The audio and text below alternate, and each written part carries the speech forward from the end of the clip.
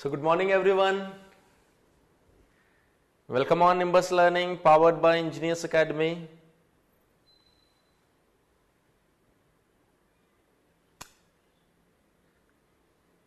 चलिए good morning everyone. सो एक बार जल्दी से बता दीजिए लास्ट क्लास में मैंने आपको क्या पढ़ाया था. लास्ट टॉपिक बता दो. एक मिनट मार्कर कहीं मैं भूल आया. लास्ट टॉपिक बता दो एक बार जल्दी से.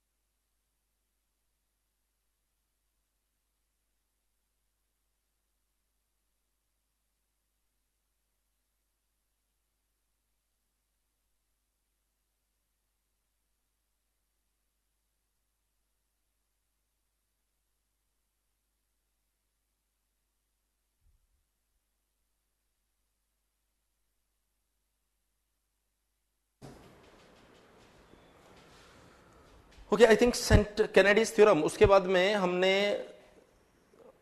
आई सेंटर फॉर 4 बार लिंकेज ये पढ़ा दिया था ना. ओके, उसके अंदर मैंने आपको देखो क्या क्या चीजें बता दी थी. मुझे अब याद आ गया है. हमने 4 बार लिंकेज के लिए आई सेंटर फाइंड कर लिए थे. हमने उसके बाद में फाइंड कर लिया था कैसे आप सेंस ऑफ रोटेशन चेक करेंगे. हमने फाइंड कर लिया था अगर मैं बात करूं तो और क्या फाइंड किया था. बस इतना ही फाइंड किया था बस, है ना.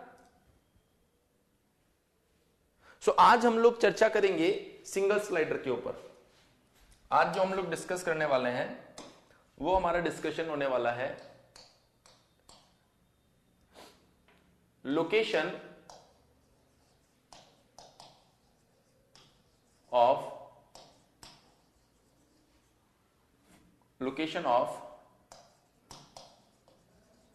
आई सेंटर फॉर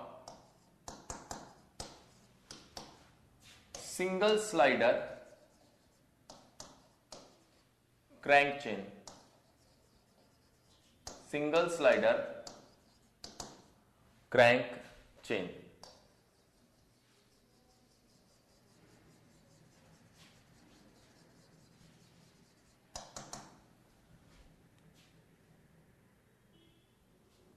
हाँ, होमवर्क दिए थे उसकी चर्चा करेंगे, चिंता मत करो. एंगुलर वेलोसिटी रेशियो थ्योरम भी पढ़ा दी थी. हाँ बिल्कुल बिल्कुल बिल्कुल बिल्कुल ठीक है. सो आई सेंटर की लोकेशन फाइंड की जाएगी बेटा सिंगल स्लाइडर के लिए. अगर मैं बात करूं सिंगल स्लाइडर तो कुछ ऐसा आपने बनाया होगा एक सिंगल स्लाइडर. मैं इसके लिए आई सेंटर की लोकेशन आपको समझाता हूं. सबसे पहले आपने बोला होगा सर ये लिंक नंबर 1, ये लिंक नंबर 2, ये लिंक नंबर 3 और ये स्लाइडर लिंक नंबर 4 और ये फिर से लिंक नंबर 1. ठीक है, फिर से रिकॉल करवाता हूं कि अगर आपके पास में number of link n equals to 4 है, नंबर ऑफ लिंक अगर आपके पास 4 है तो number of instantaneous centre is 4 minus 1 divided by 2 is 6. सो ये बनेगा 1 2 3 4. आई सेंटर I12, I23, 34, 14. पहले ये 4 आई सेंटर में लोकेट कर देता हूं. सो अगर हम लोग बात करें तो 1 और 2 जहां पिन से कनेक्टेड है I12, 2 और 3 जहां पर पिन से कनेक्टेड है I23, 3 और 4 जहां पिन से कनेक्टेड है I34, 1 और 4 जहां पिन से कनेक्टेड, 1 और 4 तो पिन से कनेक्टेड ही नहीं है, उनके बीच में तो स्लाइडिंग है. और जब स्लाइडिंग होती है तो इंस्टेंटेनियस सेंटर कहां होता है. जब स्लाइडिंग होती है तो इंस्टेंटेनियस सेंटर कहां होता है. इंफिनिटी पे. परफेक्ट. सो अब मैं आपको एक राज की बात बताने वाला हूं जिसको आप सभी लोग बहुत ध्यान से समझेंगे. जो आपको पता है लेकिन फिर भी पता नहीं है। कैसे सर पता है फिर भी पता नहीं है? अभी बताता हूं। सपोज कीजिए कि ये एक हॉरिजॉन्टल लाइन है। मान लेते हैं कि ये पॉइंट ए है, ये पॉइंट बी है, ये पॉइंट सी है। एक पॉइंट डी जो कि एक फाइनाइट डिस्टेंस पर है, तो ये अगर आप बी को कनेक्ट करोगे डी से तो हॉरिजॉन्टल के साथ ये कितना एंगल बनाएगा? 90 डिग्री। सपोज ये बना रहा है थीटा, सपोज ये बना रहा है फाई। अगर मैं डी को दूर ले जाऊंगा, इस जगह पे ले आया मैं डी को, तो ये तो 90 का 90 रहेगा, लेकिन थीटा एंड फाई इंक्रीज करेंगे या डिक्रीज करेंगे? थीटा एंड फाई इंक्रीज करेंगे या डिक्रीज करेंगे?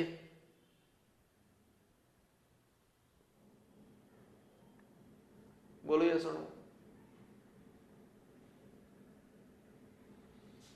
ऑफकोर्स इंक्रीज करेंगे। ये देखो ये इंक्रीज कर गए। इसको और दूर लेके जाऊंगा तो और इंक्रीज करेंगे। अगर मैं इसको इनफाइनाइट पर ले गया, D at infinity, D at infinity, तो थीटा भी 90 डिग्री, फाई भी 90 डिग्री, ये पहले से 90 डिग्री, थीटा भी 90 डिग्री, फाई भी 90 डिग्री, और बी तो पहले से 90 डिग्री बना ही रहा था। कहने का क्या तात्पर्य है? कहने का क्या मतलब है? कहने का क्या मीनिंग है? अगर कोई भी पॉइंट आपका इंफिनिटी पर होता है तो वो हॉरिजॉन्टल के साथ किसी भी पॉइंट के साथ अगर कनेक्ट किया जाएगा तो 90 डिग्री बनाएगा। अगर कोई भी पॉइंट आपका इंफिनिटी पर हो तो वो हॉरिजॉन्टल के साथ किसी भी पॉइंट के ऊपर आप चेक करोगे तो वो 90 डिग्री बनाएगा। बताओ बात समझ में आई या नहीं आई? बताओ ये बात समझ में आई या नहीं आई? यस और नो?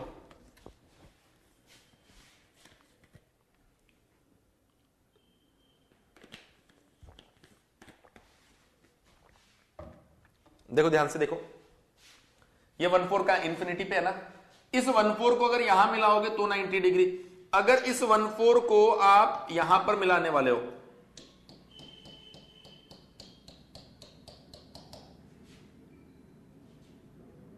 तो ये 1/4 जो रहेगा वो इधर भी 90 डिग्री होगा। मतलब 1/4 इनफाइनाइट पर है, उसको आप ऐसे बनाओ, ऐसे बनाओ, ऐसे बनाओ, ऐसे बनाओ, ऐसे बनाओ, एक ही बात है। बहुत बार मैं किसी को बोलता हूं ना यार 1/2 को 1/4 से मिलाओ, तो बच्चे ऐसे मिला देते हैं। अरे कैसे मिला दिया? 1/4 यहां थोड़ा है बेवकूफ। 1/4 कहां पर? इनफाइनाइट पर है। और जब किसी पॉइंट को इनफाइनाइट से मिलाओगे तो वो हॉरिजॉन्टल के साथ परपेंडिकुलर रहता है। बेसिक नॉलेज, इसका थ्योरी ऑफ मशीन से कोई लेना देना नहीं है। समझ गए? अब आगे जब बढ़ रहे हैं तो अब थ्योरी ऑफ मशीन की चर्चा कर रहा हूं तो आपको ये नहीं बोलेगा सर ये लाइन ऐसे क्यों आई, ये ऐसे क्यों नहीं आई, क्योंकि I14 ना तो यहां है ना यहां है, वो इधर कहीं इनफाइनाइट पर है। मतलब जमीन में घुसना पड़ेगा उसके लिए आपको, इतना दूर है। अब इधर मानो या इधर मानो एक ही बात है। मतलब अगर मैं ऐसा भी बना दूं ना इसको, तो कोई मुझे ऐसा नहीं बोल सकता कि नहीं सर आप तो गलत हो। क्यों?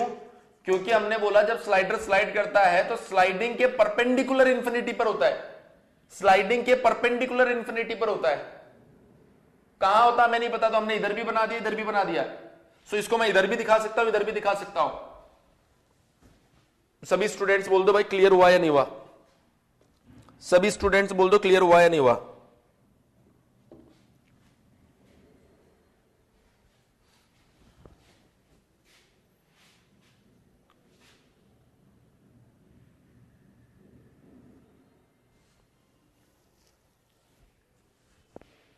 क्लियर? चलिए वेरी गुड। सो 4 आई सेंटर आपने फाइंड कर लिए। अब मैं आपको फाइंड करके बताता हूं सेकेंडरी आई सेंटर 1 3। अरे ये लो ये लो ये लो ये लो ये लो I13। 2 मेथड बताए थे, एक बताया था कॉन्सेप्ट, एक बताया था ट्रिक। ट्रिक सिर्फ 4 बार पर वैलिड है, यहां वैलिड नहीं है।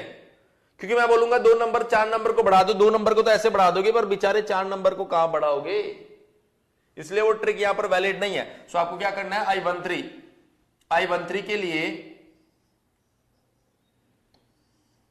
I13 के लिए 2 पेयर बनेंगे, 1 2 3 1 2 3। 143 143 123 हमने बोला 1 2 3 से कितने आई सेंटर बनेंगे? आपने बोला सर 1 2 3 से 1 2 बनेगा, 2 3 बनेगा, 1 3 बनेगा। 1 4 3 से कितने आई सेंटर बनेंगे? हमने बोला 1 4 बनेगा, 3 4 बनेगा, 1 3 बनेगा। सो ऐसी कंडीशन में अगर आप ध्यान से देखें तो 1 2 बेसिकली जो आपका 1 2 है वो कहां पर है? ये रहा। 2 3 कहां पर है? ये रहा। तो इसका मतलब ये हुआ कि 1 3 भी इसी लाइन पर कहीं पर होगा। इधर देखो 3 4 कहां है? ये रहा। 1 4 कहां है? इधर इनफाइनाइट पर। तो 3 4 को 1 4 से मिला दो। इसका मतलब क्या हुआ? 1 3 इसी लाइन पर कहीं होगा। एक कॉमन पॉइंट आ रहा है, उसको बोल दिया जाएगा 1 3। एक बार सभी स्टूडेंट्स बताएंगे 1 3 का पॉइंट समझ में आया या नहीं आया? 1 3 जो पॉइंट है आपको, वो पॉइंट समझ में आया या नहीं आया? सभी स्टूडेंट्स बताएंगे बेटा।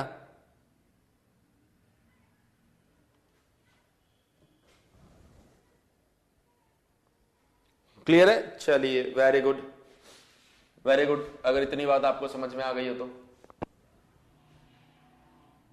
अगर इतनी बात आपको समझ में आ गई हो तो बहुत बढ़िया। चलिए देखिए आगे।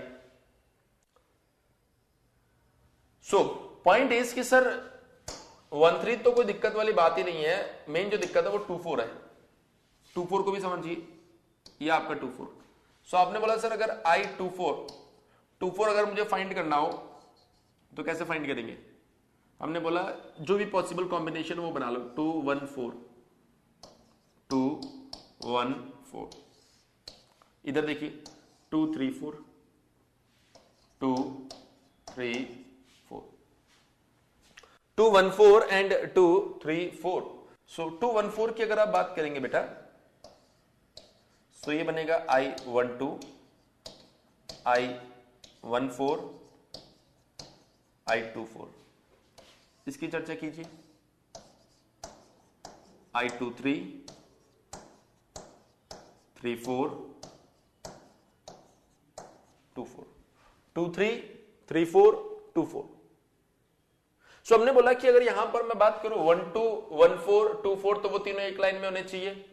2 3 3 4 और 2 4 वो एक लाइन में होने चाहिए। सो बेसिकली हमने बोला 2 3 3 4 जिस लाइन पर है 2 4 भी उसी लाइन पर होना चाहिए। 1 2 1 4 जिस लाइन पर है 2 4 भी उसी लाइन पर होना चाहिए। तो यहां पर दोनों का एक कॉमन पॉइंट आ रहा है, बेसिकली उसको बोला जाएगा I 2 4। उसको क्या बोला जाएगा यहां पर? I 2 4। सो फाइनली आपका I 2 4 यहां पर होना चाहिए। एक बार जरा बता दीजिए सभी स्टूडेंट्स, पॉइंट क्लियर हुआ या नहीं हुआ? सभी स्टूडेंट्स बता दीजिए बेटा, पॉइंट क्लियर हुआ या नहीं हुआ?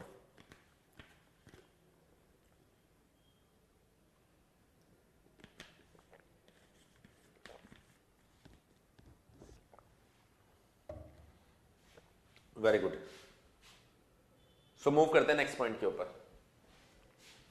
अब हम लोग बात करेंगे, देखिए जो न्यूमेरिकल प्रॉब्लम आती है ना वो ज्यादातर आपसे सिंगल स्लाइडर 4 बार से पूछी जाती है, लेकिन लोकेशन ऑफ आई सेंटर आपसे कहीं से भी पूछा जा सकता है। तो अब आप बात करेंगे लोकेशन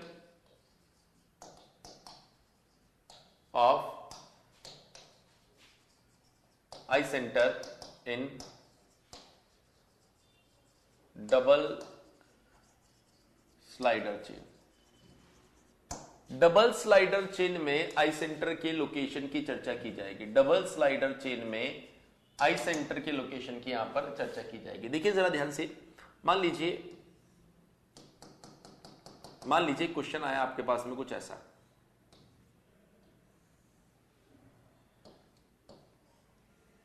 बिना ट्राई किए कोई भी जवाब नहीं देगा इसका। ये लिंक नंबर 1, ये 2, ये 3, ये 4, ये 1। आपसे पूछा है I 2 4 बताएं कहां होगा। आपसे पूछा है बेटा I 2 4 बताएं कहां होगा। ऑप्शन क्या है? देखो, ए ऑप्शन इस पिन के ऊपर, बी ऑप्शन इस पिन के ऊपर, सी ऑप्शन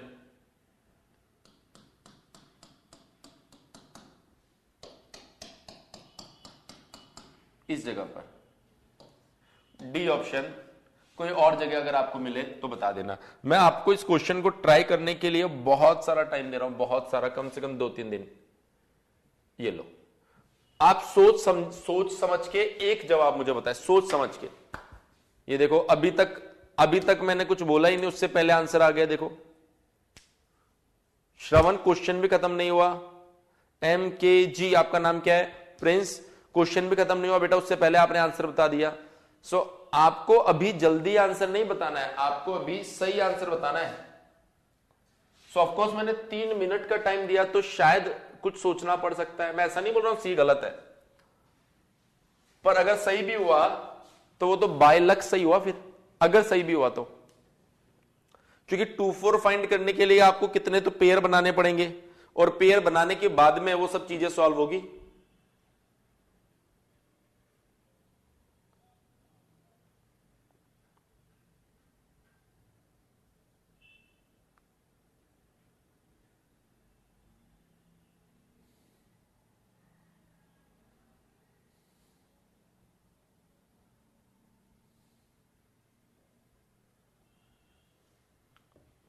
आराम से टाइम लो, जल्दबाजी मत करो।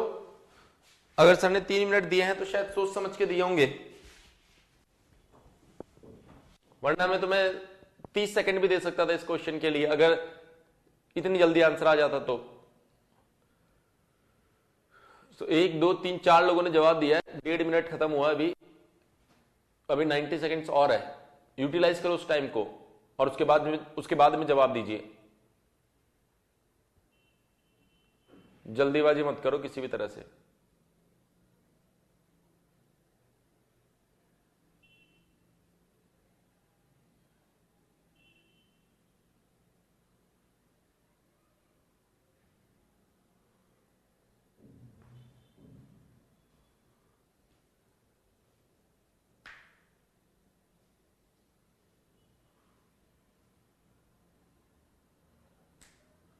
बी ऑप्शन, सूरज ने एक ऑप्शन दिया बी, बाकी सबका आंसर है सी।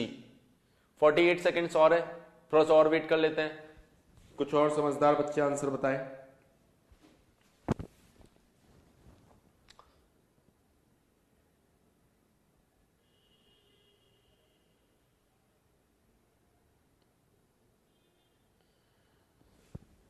सो मैं एक्सपेक्ट कर रहा हूं आपसे कि आप सोच समझ के एक जवाब पे पहुंचेंगे, ऐसा हवा में आंसर नहीं देंगे, वरना मेरा जो भी पढ़ाया हुआ सब बेकार हो जाएगा।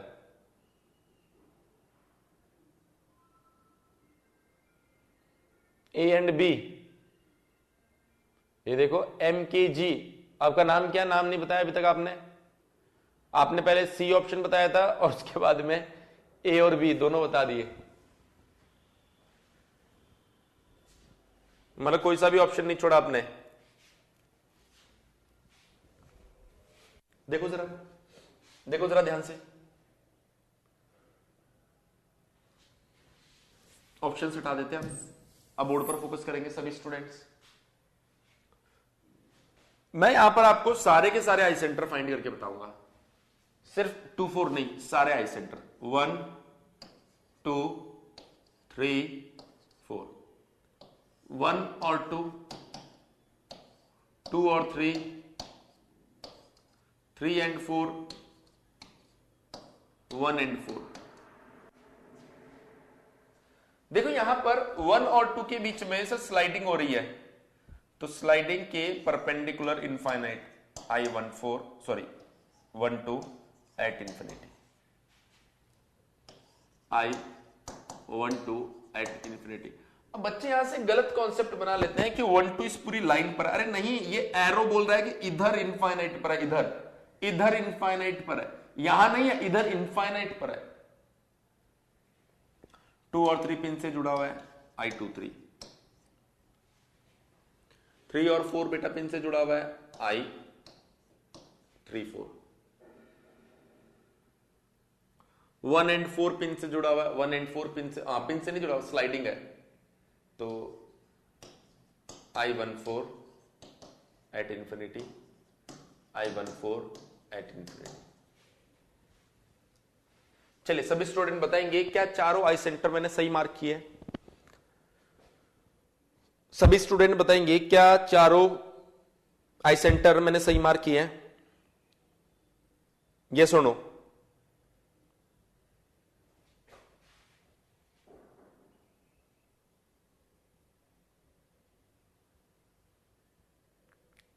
अरे पहचान गए तुम लोग।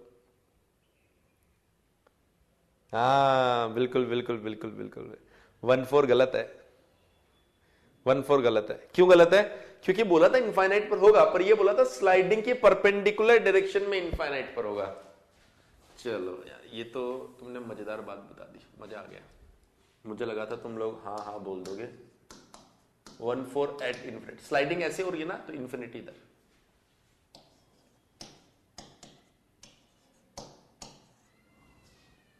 चलो बहुत बढ़िया। अब बात करते हैं सर 1-3 फाइंड करके बता दो, 1-3 फाइंड करके बता दो। सो I13 के लिए दो पेयर बनेंगे, एक ये वाला 1 2 3, एक ये वाला 1 4 3।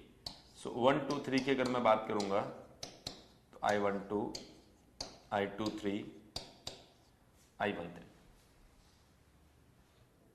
क्लियर है? I12 I23 I13। सो हमने बोला सर 1-2 कहां है? इनफाइनाइट पे।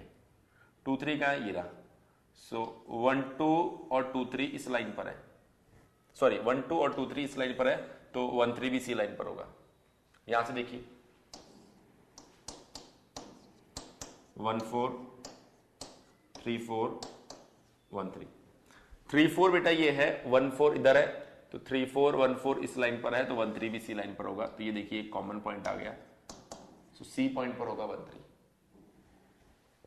सी पॉइंट पर होगा 1-3। एक बार सभी स्टूडेंट बताएंगे बेटा इतनी बात क्लियर हुई या नहीं हुई?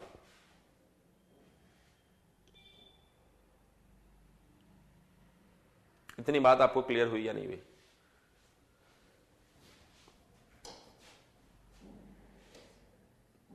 देखो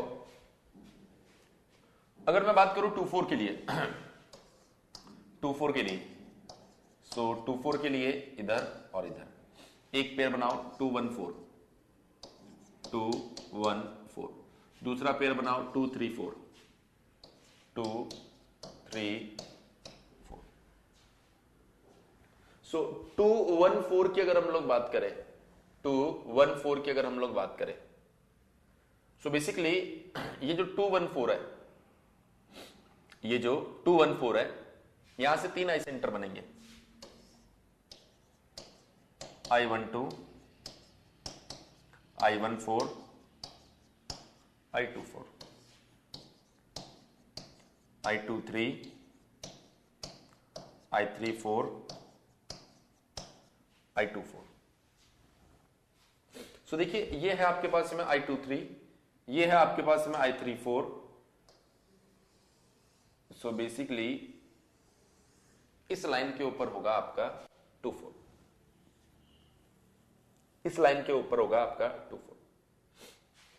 सो ये है आपका 1-2, ये यहां नहीं है, ये इधर इनफाइनाइट पर है, ये इधर इनफाइनाइट पर है। तो इनफाइनाइट से इनफाइनाइट जब आप एक लाइन मिलाओगे तो वो इसको कभी भी इंटरसेक्ट नहीं कर सकता।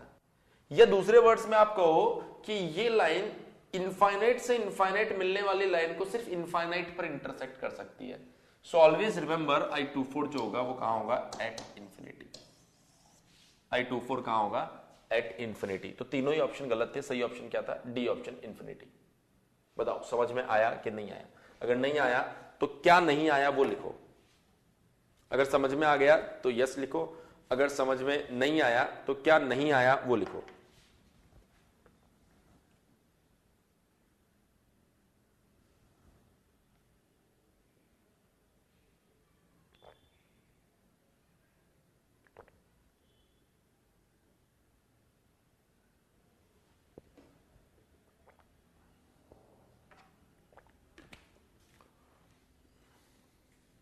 लिखो भाई, बाकी लोग भी लिखो, इतना सोच क्यों रहे हो? अगर समझ आ गया तो यस लिखो, नहीं आया तो लिखो कौन सा पॉइंट समझ में नहीं आया। जैसे बाकी लोगों ने बोला I24 समझ नहीं आया, सो बिल्कुल दिल खोल के लिखो कि सर I24 समझ में नहीं आया। भाई डाउट पूछने में कोई समस्या थोड़े। अरे जो कहीं इंटरसेक्ट नहीं करता, इनफाइनाइट पे करता है भाई सिराजुद्दीन, दो पैरेलल लाइन कहां इंटरसेक्ट करती है? इनफाइनाइट पर।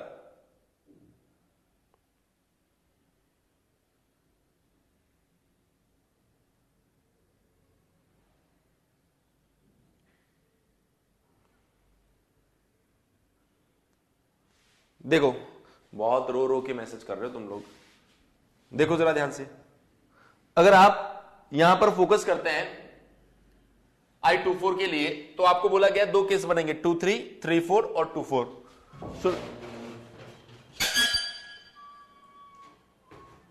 2-3, 3-4 और 2-4। सो 2-3 आपके पास में यहां पर है, 3-4 आपके पास में यहां पर है। तो आप क्या देख रहे हैं यहां पर कि 2-4 जो है इसी लाइन पर होगा। क्यों? क्योंकि 2-3 यहां पर है, 3-4 यहां पर है, तो 2-4 भी इसी के ऊपर कहीं पर होगा।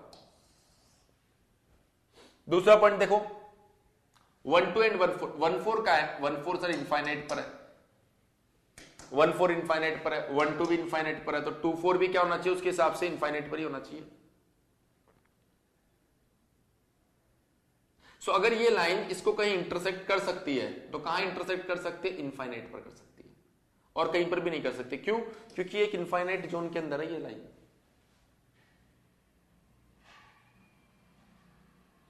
बोलो यस और नो।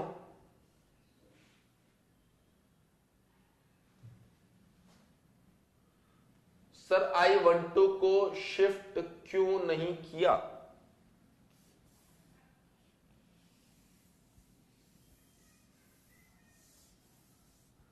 अच्छा सूरज ऐसे बोल रहे हो, ऐसे यहां शिफ्ट कर लो, यहां शिफ्ट कर लो I12 को, ऐसे बोल रहे हो?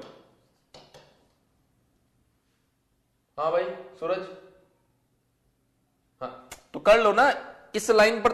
भाई इस लाइन पर 1-2 नहीं है, आंखें खोलो सभी लोग, इस लाइन पर 1-2 नहीं है। ये एरो बोल रहा है कि इधर जाओ इनफाइनाइट पर, यहां कहीं 1-2 है, तो ये लो। इस लाइन पर 1-2 नहीं है, वो बोला इधर इनफाइनाइट पर 1-2 है। सो इनफाइनाइट से इनफाइनाइट मिलेगा तो फिर से इनफाइनाइट जोन में चला जाएगा। हाँ सूरज,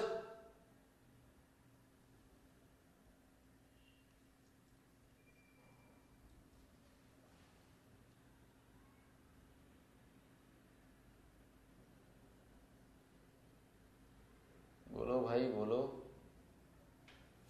हाँ उधर भी ले लेते हैं, चिंता मत करो, तुम जहां बोलोगे वहां लेंगे। सी के ऊपर I12 को भी ले सकते हैं। सी कौन है? हाँ बिल्कुल ले सकते हो। अब जैसे कुछ बच्चे बोल रहे हैं कि सर 1-2 इधर क्यों लिया, 1-2 इधर ले लो।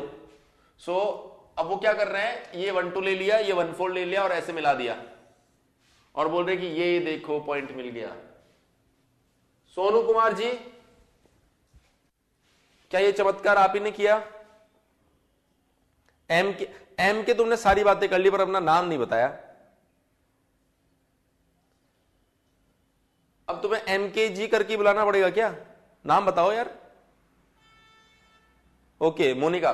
सो बेसिकली मोनिका यहां पर आपने जो पॉइंट लिया है सी के ऊपर एज ए 1-2, और ये आपके पास में 1-4 है, तो आपने इसको ऐसे मिला दिया होगा और इस लाइन को ऐसे मिला दिया होगा, तो ये एक इंटरसेक्शन आपके पास में आ रहा है, ये एक इंटरसेक्शन आपके पास में आ रहा है। इस इंटरसेक्शन को आप 2-4 नहीं बोल सकते हो। पता है क्यों? क्योंकि आप ये मान रहे हो कि 1-2 यहां पर है। अरे 1-2 यहां नहीं है, इधर इनफाइनाइट पर है, 1-4 इधर इनफाइनाइट पर है, तो इनफाइनाइट से इनफाइनाइट मिला दो, तो ये लाइन उसको इंटरसेक्ट करेगी, पर कहां करेगी? इनफाइनाइट पर ही करेगी, इनफाइनाइट पर ही। ये लाइन जो है उस लाइन को इंटरसेक्ट करेगी, पर कहां करेगी? इनफाइनाइट पर करेगी। सोनू कुमार, मोनिका और बाकी स्टूडेंट्स जिसने भी ऐसा दिमाग में सोचा, उनको ये बात क्लियर हो गया होगा।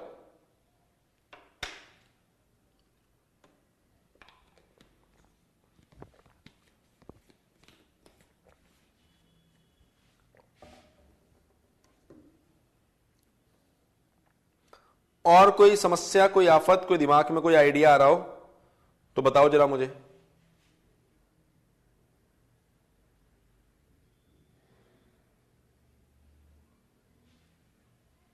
कोई आफत नहीं, बढ़े आगे। आगे बढ़े। सो बेटा ये इंस्टेंटेनियस सेंटर की कहानी थी और मुझे नहीं लगता कि आप इंस्टेंटेनियस सेंटर फाइंड करने में कोई दिक्कत होगी, क्योंकि मैंने आपको डबल स्लाइडर तक बता दिया है। एग्जाम में अगर वर्स्ट क्वेश्चन आता है तो I24, मतलब ये सबसे बेस्ट क्वेश्चन हो गया और आपके लिए सबसे वर्स्ट हो गया, वरना इस लेवल तक वो क्वेश्चन पूछता ही नहीं है। ये वेलोसिटी एनालिसिस का पहला पार्ट था जिसमें हमने इंस्टेंटेनियस सेंटर से एनालिसिस किया। अब मैं वेलोसिटी एनालिसिस के पार्ट नंबर 2 की बात कर रहा हूं, और ये जो पार्ट नंबर 2 है इसे हम बोलते हैं रिलेटिव वेलोसिटी मेथड। जैसे ये मेथड मैं आपको पढ़ाऊंगा आप बोलेंगे कि सर इसमें से क्वेश्चन कैसे आता है, तो पहले तो मैं बता देता हूं आपसे इसमें से क्वेश्चन नहीं पूछा जाता है, लेकिन फिर भी मैं आपको इसलिए आइडिया दे रहा हूं कि कभी आप इधर उधर के क्वेश्चन सॉल्व करें और आपको कोई क्वेश्चन मिले तो आप ऐसा ना सोचे कि हमको तो ऐसा कुछ पढ़ाया ही नहीं गया है तो हम कैसे सॉल्व करेंगे ये सारी चीजें। इसके लिए मैं आपको इसके बारे में कुछ बेसिक ज्ञान दे रहा हूं।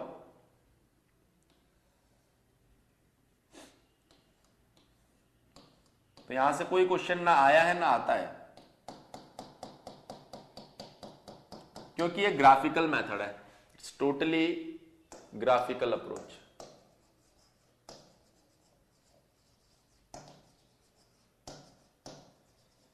ग्राफिकल अप्रोच आप कॉम्पिटिटिव एग्जाम या कहें सब ऑब्जेक्टिव एग्जाम जो होते हैं जिसमें एमसीक्यू क्वेश्चन होते हैं उसके अंदर कैसे लगाओगे, फिर भी मैं आपको बता देता हूं, थोड़ा सा आइडिया दे देता हूं। ये पॉइंट बेटा ए है, ये बी है, ये सी है और ये आपके पास में डी है।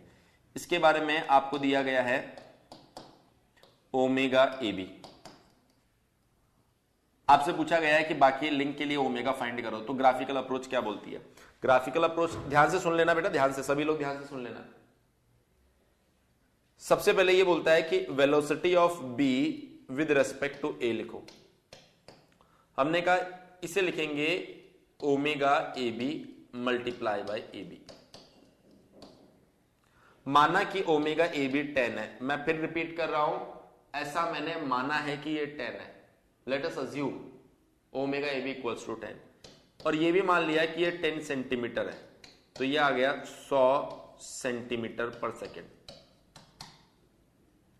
अब हमने एक स्केल मान ली, ड्रॉ करने के लिए एक स्केल ली जाती है।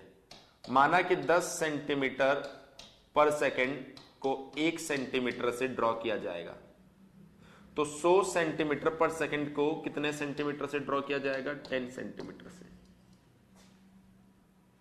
क्लियर है, ऐसे स्केल लेनी पड़ती है इसको पूरा ड्रॉ करने के लिए। अब क्या किया जाएगा, अब आप यहां से फिक्स पॉइंट सेलेक्ट करोगे, A and D, A comma D, A comma D. Sir fix point को पॉइंट से क्यों रिप्रेजेंट किया, लिख देता हूं यहां पर, रिप्रेजेंट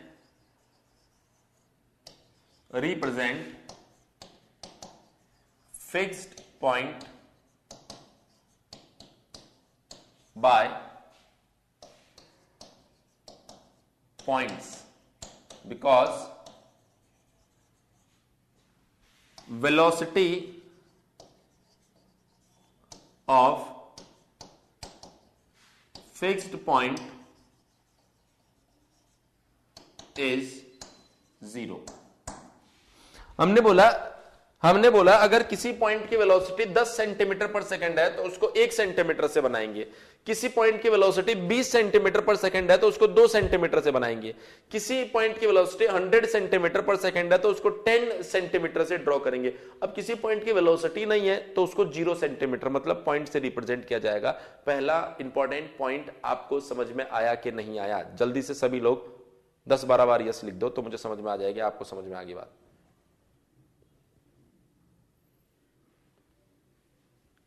अरे एक ही बार लिखना था, ये 2-2 3-3 बार मत लिखो।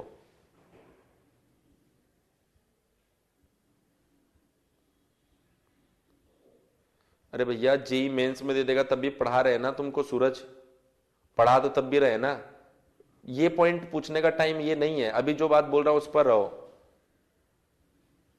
और जेई मेंस तो तब दोगे ना जब तुम्हारा प्री निकलेगा, सो प्री पर फोकस करो। जब मेंस का जब प्री आपकी किसी भी एग्जाम का प्री निकल जाता है ना, उसके बाद में आप या तो इंजीनियर्स एकेडमी को कांटेक्ट करो या इंजीनियर्स एकेडमी खुद आपको कांटेक्ट करती है और हर एक फैकल्टी आपको गाइड करती है क्या करना है, लेकिन पहले प्री तो निकले।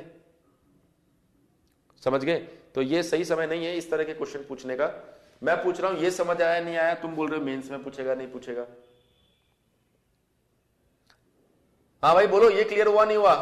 हाँ सूरज, मैंने पूछा ये क्लियर हुआ, उसका तो अभी तक तुमने जवाब ही नहीं दिया। चलो a, d आपने बना लिया। अब देखिए velocity of b with respect to a, ये है आपकी नोन वेलोसिटी।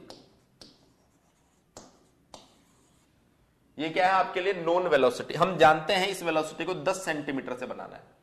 तो आपने लिखा step number 2, draw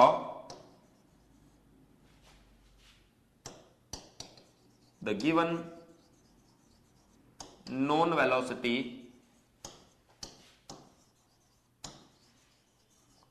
with suitable scale and direction। Suitable scale और डायरेक्शन के साथ में आपको क्या करना है? वेलोसिटी को ड्रॉ करना है। क्लियर है इतनी बात? चलिए सो अगर हम लोग बात करें कैसे सुटेबल स्केल से ड्रॉ करना है, कैसे सुटेबल स्केल से ड्रॉ करना है, देखो ध्यान से। आप लिखने अब देखना, ये राज की बात बता रहा हूं, ध्यान से समझना, ये किताबों में नहीं मिलेगी। कैसे रीड करते हैं हम चीजों को? Velocity of B with respect to A, क्या बनाने जा रहे हो? B with respect to A. देखो कैसे पढ़ना है इसको, हम बना रहे हैं B with respect to A. तो B with respect to A, तो ए पर जाओ और ए बी बना दो। अरे बात बोलो, बी विद रेस्पेक्ट टू ए पर जाओ और ए बी बना दो। सो हमने बोला कि सर पहले तो ये जो ए बी है ना, ऐसा का ऐसा ए बी यहां बना दो, ऐसा का ऐसा ए बी बना दो, ऐसे ये बना दिए ए बी। फिर ये बोल रहा है आपको बनाना है B with respect to A, तो ए पर जाइए और ए बी बना दीजिए।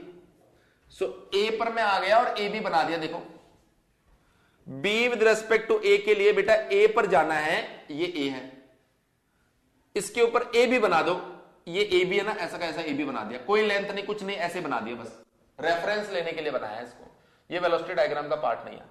अब बनेगा इसके ऊपर परपेंडिकुलर। अगर ओमेगा क्लॉकवाइज है तो इधर परपेंडिकुलर, अगर काउंटर क्लॉकवाइज है तो इधर परपेंडिकुलर। तो हमारा ओमेगा क्लॉकवाइज है तो परपेंडिकुलर जो बनेगा वो इस डायरेक्शन में लगेगा। कितने सेंटीमीटर का परपेंडिकुलर? 10 सेंटीमीटर का। और ये हो गया पॉइंट बी। सभी विद्यार्थी एक बार ध्यान से देख लो कि ये बात आपको समझ में आई कि नहीं आई। यार आज मेरी हिंदी बहुत अच्छी हो गई ना, बताओ भाई समझ में आया कि नहीं आया?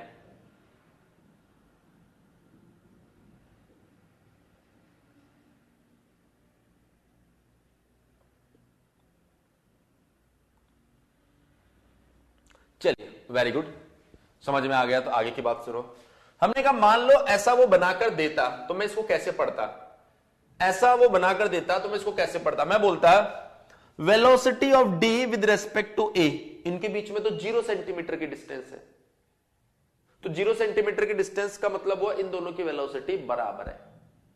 ऑफ कोर्स बराबर है क्योंकि दोनों फिक्स है। Velocity of B with respect to A, इनके बीच में 10 सेंटीमीटर की डिस्टेंस है। 1 सेंटीमीटर बता रहा है 10 सेंटीमीटर पर सेकंड, तो 10 सेंटीमीटर बताएगा 100 सेंटीमीटर पर सेकंड। मतलब बी पॉइंट की वेलोसिटी है 100 सेंटीमीटर पर सेकंड विद रेस्पेक्ट टू ए और डी। बोलो भाई ये बात समझ में आई कि नहीं आई? ये बात आपको समझ में आई कि नहीं आई? कैसे पढ़ा मैंने इसको, कैसे पढ़ा मैंने, ये बात समझ में आ गई ना? चलिए अब आगे सुनिए। सो बी विद रेस्पेक्ट टू ए हो गया। अब उस डायग्राम में देखो ए पता है, बी पता है और डी पता है, सी नहीं पता, तो आपको बनाना है C with respect to D, C with respect to B. C किस किस के साथ ड्रॉ हो सकता है? विद रेस्पेक्ट टू डी और विद रेस्पेक्ट टू बी। तो हमने कहा C with respect to D के लिए आपको जाना है डी पर और डीसी बनाना है। यह आ गया मैं डी के ऊपर, और डीसी कैसा है? ऐसा। और इस पर बना दो परपेंडिकुलर। मैंने कहा उधर बनाओ कि इधर बनाओ, हमने कहा इसके पास तो सेंस ऑफ रोटेशन पता ही नहीं है, तो हमने कहा दोनों साइड बना दो। हमने कहा दोनों साइड बना दो।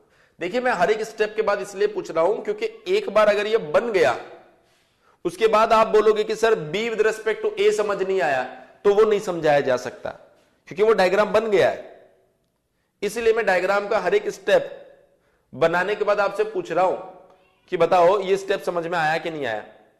सो once again I am asking कि आपको C with respect to D समझ आया कि नहीं आया। C with respect to D समझ आया कि नहीं आया। अभी तो रिपीट करना आसान है, लेकिन एक बार बन जाएगा उसके बाद रिपीट नहीं हो सकता। ये नहीं आया, फिर से देखो, फिर से देखो। बी विद रेस्पेक्ट टू ए के लिए क्या किया था? बी विद रेस्पेक्ट टू ए के लिए ए पर गए और ए बी बनाया। तो सी विद रेस्पेक्ट टू डी के लिए डी पर जाओ और डी सी बनाओ। ये डी पर आ गए और डीसी बना दे। डीसी ऐसा ही है ना, ऐसा कैसा डीसी बना दो। फिर यहां पर क्या किया था? जिधर ओमेगा है उधर परपेंडिकुलर बना दिया ए बी के। हमने बोला यहां पर भी ये सी डी है, अब हमें ये नहीं पता किधर ओमेगा, इसलिए दोनों साइड परपेंडिकुलर खींच दी हमने। अभी बोलो, अभी समझ आया कि नहीं आया? अभी बोलो भाई, अभी समझ में आया कि नहीं आया?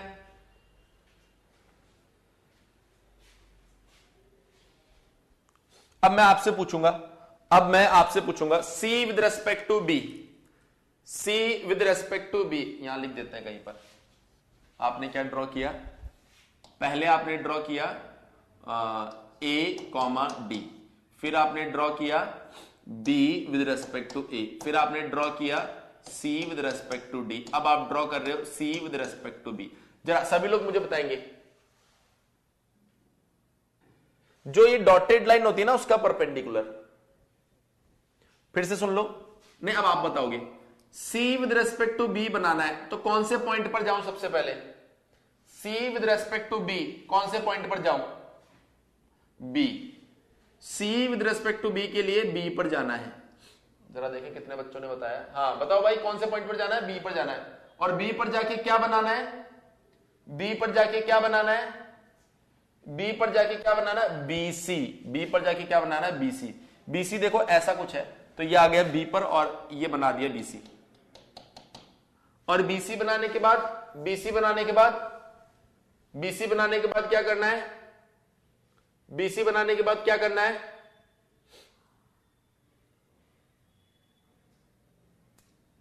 परपेंडिकुलर। Very good.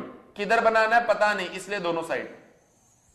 अब ये दोनों परपेंडिकुलर जहां इंटरसेक्ट करेंगे ना बेटा, वो पॉइंट होगा आपका सी। तो ये लेंथ बताएगी सी विद रेस्पेक्ट टू डी को, ये बताएगा सी विद रेस्पेक्ट टू बी को, ये बताएगा बी विद रेस्पेक्ट टू ए को। ये वेलोसिटी डायग्राम तैयार। लेकिन आपके एग्जाम के लिए ये एक सुटेबल क्वेश्चन नहीं है। आपको सिर्फ आई सेंटर के ऊपर काम करना है, लेकिन मैंने आपको बता दिया कैसे बनते हैं वेलोसिटी डायग्राम। स्टेप नोट कर दिया। सबसे पहले क्या करना है आपको? फिक्स पॉइंट को, उसके बाद में जो गिवन वेलोसिटी है उसको बनाओ। गिवन वेलोसिटी कौन है? बी विद रेस्पेक्ट टू ए, फिर सी विद रेस्पेक्ट टू डी बनाओ, फिर सी विद रेस्पेक्ट टू बी बनाओ। ये बहुत बड़े स्टेप है।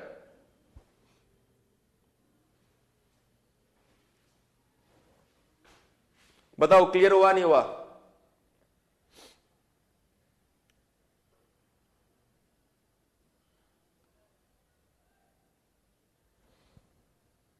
एक बार सभी स्टूडेंट्स बता दो बेटा क्लियर हुआ या नहीं हुआ?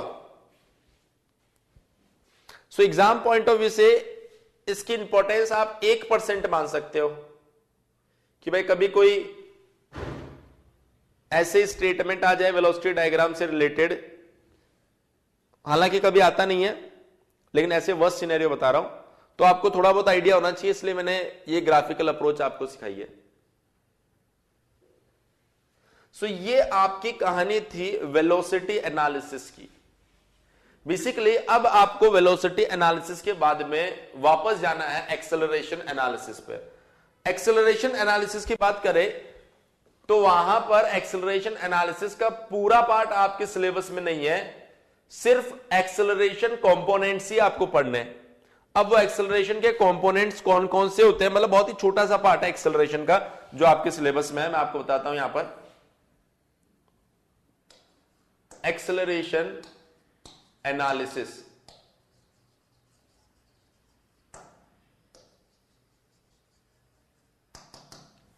Acceleration analysis. देखिए मान लीजिए अगर आपको एक लिंक दिया गया हो कुछ ऐसा, जिसको हमने यहां से पिन कर दिया। अगर मैं बात करूं ये पॉइंट है O और मान लो ये पॉइंट है आपके पास में A, इसके पास में एक ओमेगा अवेलेबल है, इसके पास में एक अल्फा अवेलेबल है। तो सर ये ओमेगा कौन है? ओमेगा है बेटा एंगुलर वेलोसिटी। ओमेगा कौन है? Angular velocity. अल्फा कौन है? अल्फा है एंगुलर एक्सेलरेशन।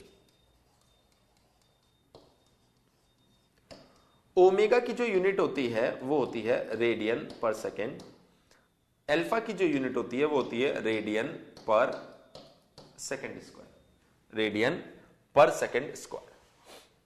देखिए जब भी एक लिंक रोटेट करता है और उसके पास में ओमेगा अवेलेबल होता है और उसके पास में अल्फा भी अवेलेबल होता है, सो ऐसे सिनेरियो में एक्सेलरेशन के दो कंपोनेंट डेवलप होते हैं। पहला कंपोनेंट जिसे हम लोग बोलते हैं radial component,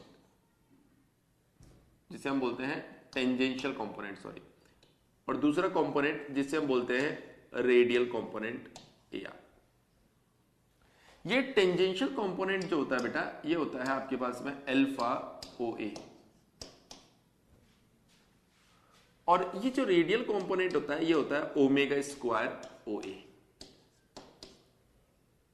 so first point की जो AT है इसको क्या बोला जा रहा है? ये है आपका tangential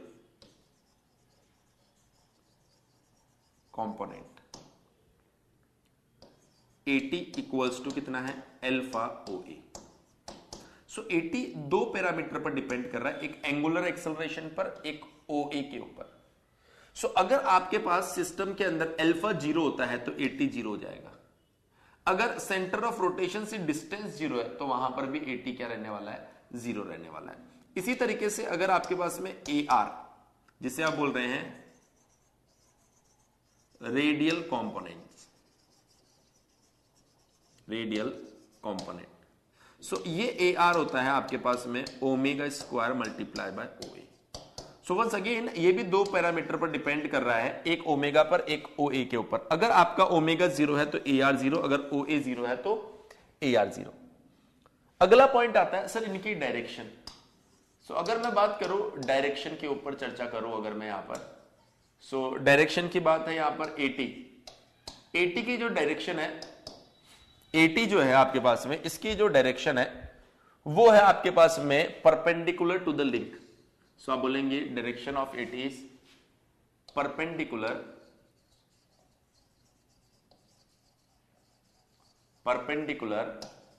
to the line joining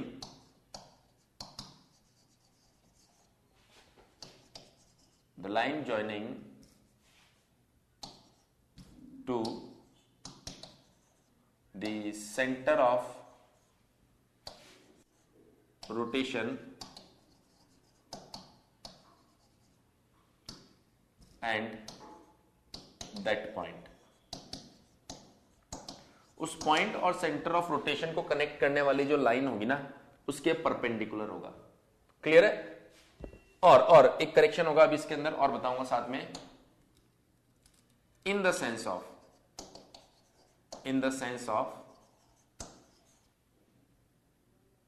alpha. अगर आपका अल्फा क्लॉकवाइज है तो AT इधर होगा, अगर अल्फा काउंटर क्लॉकवाइज है तो AT उधर होगा। क्लियर है? क्या बोला गया है कि अगर आपके पास में ये पॉइंट O है जिसके अबाउट ये बॉडी रोटेट कर रही है, तो ये पॉइंट A है, तो A को O से कनेक्ट करने वाली लाइन, उसके ऊपर बनेगा एक परपेंडिकुलर। परपेंडिकुलर इधर भी बन सकता है, इधर भी बन सकता है। अगर अल्फा इधर तो परपेंडिकुलर इधर, अल्फा इधर तो परपेंडिकुलर इधर। तो ऐसे आप एटी की डायरेक्शन डिफाइन करोगे। बोलो एक बार ये बात समझ में आई या नहीं आई? अच्छा, मैं एक और चीज बताता हूं, वो स्टूडेंट्स जो ऐसा सोच रहे हैं कि सर ये एटी का फॉर्मूला कैसे आया, तो मैं उनको बता देता हूं कि मैंने मैकेनिक्स के कुछ सेशन लिए थे, क्योंकि मैकेनिक्स फिजिक्स का पार्ट है। मैकेनिक्स के कुछ यूट्यूब के ऊपर सेशन लिए थे, उनके अंदर मैंने आपको ये डिराइव करके भी बताया है, और इनके बारे में कुछ और इंपॉर्टेंट इंफॉर्मेशन मैकेनिक्स से रिलेटेड जो पॉइंट्स है वो शेयर कर रखे हैं आप लोगों से। सो जिन्होंने वो वीडियोस नहीं देखे हैं सर्कुलर मोशन के अंदर, वो लोग जाकर उन वीडियोस को देखना, और अगर उनके पास वो वीडियो के लिंक नहीं है तो जो टेलीग्राम ग्रुप है मैकेनिकल वाला, उसमें देखना कहीं ना कहीं पर मैंने लिख रखा है सर्कुलर मोशन, और लिंक शेयर कर रखा है। सो ये सब चीजें कहीं ना कहीं आपका फाउंडेशन, आपका बेस अच्छा करती है, इसलिए उनको जाके आप जरूर देखें। चलिए वापस आ जाते हैं पॉइंट के ऊपर। तो ये एटी की कंप्लीट कहानी थी। हमने कहा सर अगर एआर की हम बात करें तो एआर की डायरेक्शन जो है ऑलवेज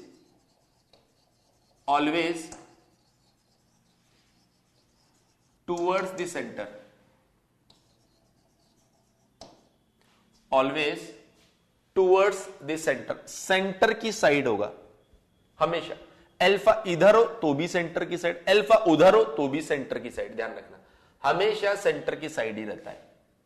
सो बेसिकली तीन कंपोनेंट के लिए मैंने आपको बोला था, जिनमें से दो मेजर कंपोनेंट मैंने आपको बता दिए हैं। जैसा कि अगर मैं बात करूं, मान लीजिए एक प्रॉब्लम हमसे पूछ ली जाए एग्जाम के अंदर, आपको बोला जा रहा है कि एक लिंक आपके पास में कुछ इस तरीके से दिया गया है, और यह आपके पास में पिन है, ये पॉइंट O है, ये पॉइंट A है। वो बोल रहा है अगर ओमेगा आपके पास में 10 रेडियन पर सेकेंड है, अल्फा आपके पास में 5 रेडियन पर सेकेंड स्क्वायर है, और ये डिस्टेंस आपके पास 1 मीटर है, तो बताओ ए पॉइंट का एक्सेलरेशन कितना होगा। हमने बोला ए पॉइंट का जो एक्सेलरेशन होगा उसमें दो कंपोनेंट होंगे, एक कंपोनेंट होगा रेडियल कंपोनेंट ए आर, एक कंपोनेंट होगा टेंजेंशियल कंपोनेंट जो कि अल्फा उधर है, इसलिए अल्फा की वजह से एटी इधर होगा।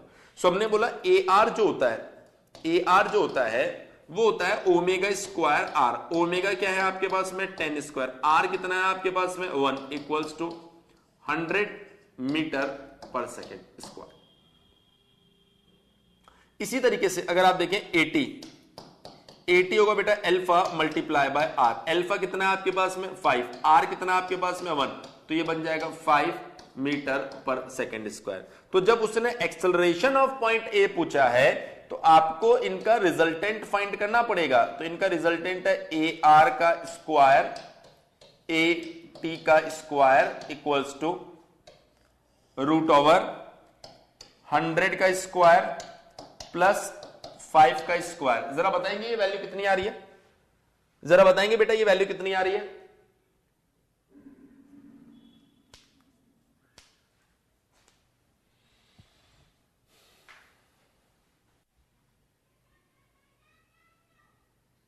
हाँ जी, कोई तो होगा ईमानदार स्टूडेंट जो कैलकुलेटर लेकर बैठा होगा, या मुझे कैलकुलेट करना पड़ेगा।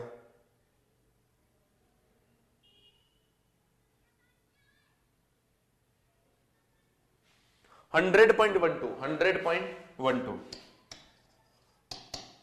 मीटर पर सेकेंड स्क्वायर। आसान है ये चीज, किसी को कोई दिक्कत होनी नहीं चाहिए इसके अंदर। अगर मैं अब आपसे क्वेश्चन पूछता हूं, सपोज एक व्हील है आपके पास में, यहां पर नहीं अगली स्लाइड पे पूछूंगा, मजेदार क्वेश्चन है।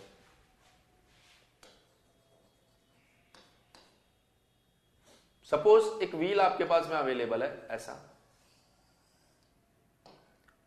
और ये पिन है जिसके अबाउट ये रोटेट कर रहा है, तो इसका ओमेगा है 5 रेडियन पर सेकेंड। इसके पास में एक angular acceleration alpha equals to मान लो 2 रेडियन पर सेकेंड स्क्वायर दिया गया। क्लियर है? इसकी जो रेडियस है वो मान लेते हैं 500 mm है। आपसे क्या पूछा जा रहा है, आपसे बोला जा रहा है कि सबसे पहले एक पॉइंट यहां पर है, इसको हमने बोला ए, ये सेंटर तो O है। बोल रहा है एक number, question number 1 velocity of A बताओ। क्वेश्चन नंबर 2 एक पॉइंट है जो कि यहां पर है, वो एग्जैक्टली इन दोनों के मिड में, मिड पॉइंट, इन दोनों का मिड पॉइंट है बी पॉइंट। सो हमसे पूछा जा रहा है वेलोसिटी ऑफ बी पॉइंट बताओ। तीसरा पॉइंट हमसे बोला जा रहा है एक्सेलरेशन ऑफ ए पॉइंट बताओ। चौथा point acceleration of B point बताओ। अरे बोलो पॉइंट समझ में आया नहीं है, क्या पूछा है मैंने?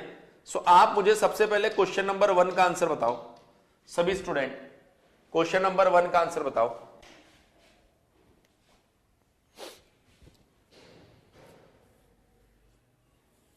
टू 2.5। देखिए आप ऐसे आंसर पोस्ट कीजिए, ऐसे आंसर पोस्ट कीजिए 1 स्पेस 2.5, फिर दूसरे का आंसर 2 स्पेस, तो मैं समझ जाऊंगा आपने किसका आंसर पोस्ट किया है ना। 1 स्पेस, ताकि जब मैं सॉल्व करूंगा ना तो मुझे यह भी देखना है कि किसने सही सॉल्व किया और किसने गलत सॉल्व किया।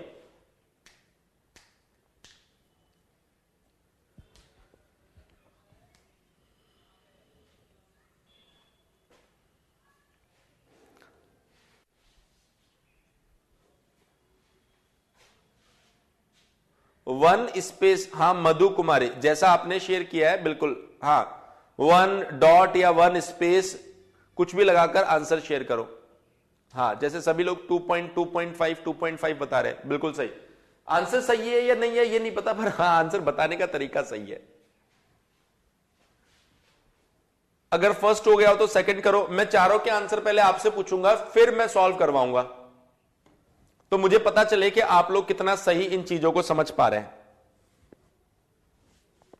आपसे एग्जाम में इनमें से कोई एक चीज पूछेगा, सब तो पूछेगा नहीं, लेकिन हमें हर तरीके से तैयार करना है इसको।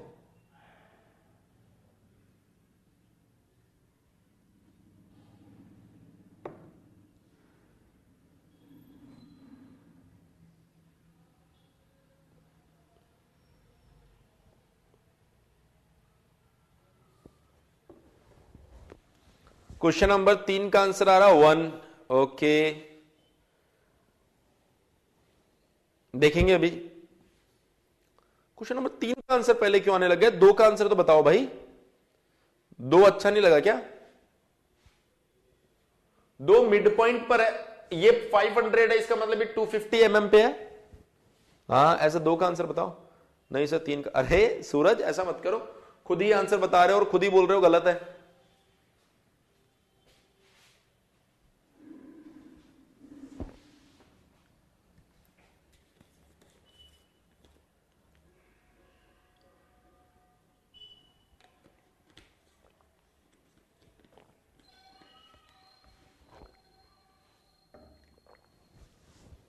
वन 1.25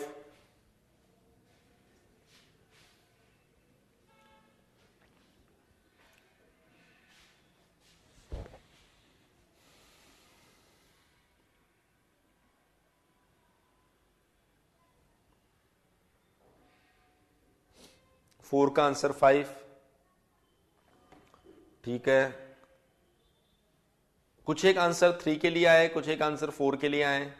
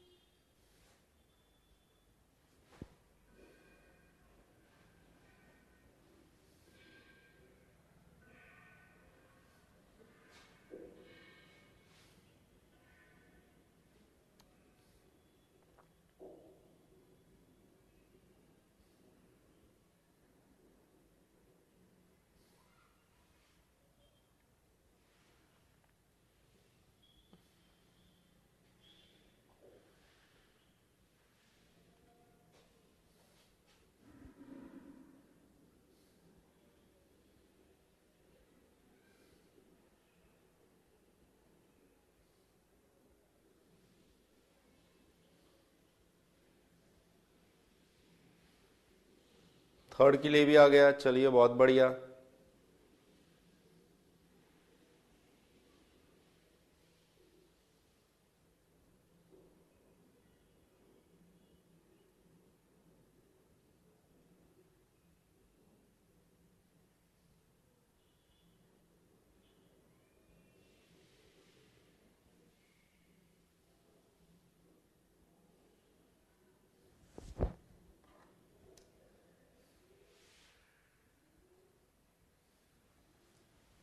ओके ठीक है, मेरे ख्याल से काफी टाइम दे दिया है। सो एक बार मैं इसे वापस बना लेता हूं और उसी डायग्राम में सब कुछ आपको रिप्रेजेंट करने की कोशिश करता हूं। थोड़ा सा बड़ा बना लेता हूं क्योंकि अभी जरूरत पड़ेगी इसको समझने की।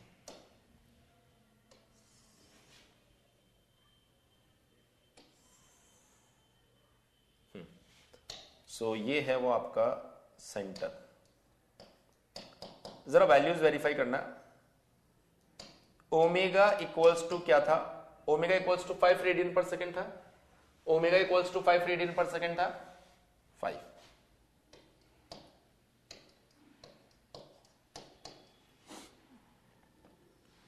एल्फा इक्वल्स टू 2 रेडियन पर सेकेंड स्क्वायर था 2 रेडियन पर सेकेंड स्क्वायर। ओके, और ये जो रेडियस आपके पास में आ रही है ये कितनी थी? 500 mm। चलिए बेटा, सो जो पहला पॉइंट आपके पास में मुझे दिखाई दे रहा था वो था पॉइंट ए। इस पॉइंट ए के ऊपर अगर बात की जा रही है वेलोसिटी की, तो पॉइंट ए पर अगर आप वेलोसिटी की चर्चा करेंगे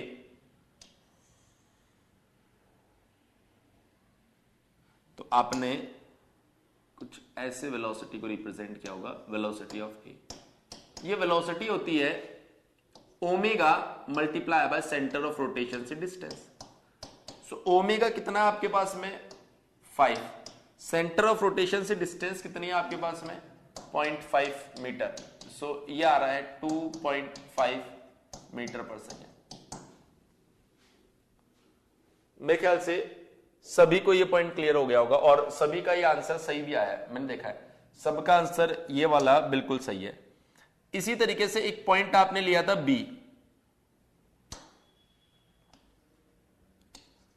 जो कि मिडवे पर था, मतलब ये जो डिस्टेंस रही होगी ये 250 mm रही होगी उसके लिए। सो अगर वेलोसिटी ऑफ बी की बात होगी तो आप कहेंगे sir velocity of B equals to omega multiply by centre of rotation से डिस्टेंस। और सेंटर ऑफ रोटेशन से डिस्टेंस की अगर मैं बात करूंगा तो ओमेगा कितना है? 5 और ये है 0.25। सो ये आ रहा होगा 1.25 मीटर पर सेकेंड। और मैंने देखा था ये भी काफी लोगों का आंसर बिल्कुल सही आ रहा था।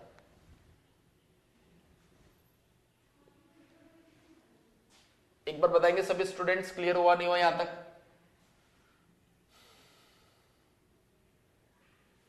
अब देखिए आपसे एक्सेलरेशन पूछा तो मैं एक्चुअल में इसको इधर बना रहा हूं, एक ही बात है।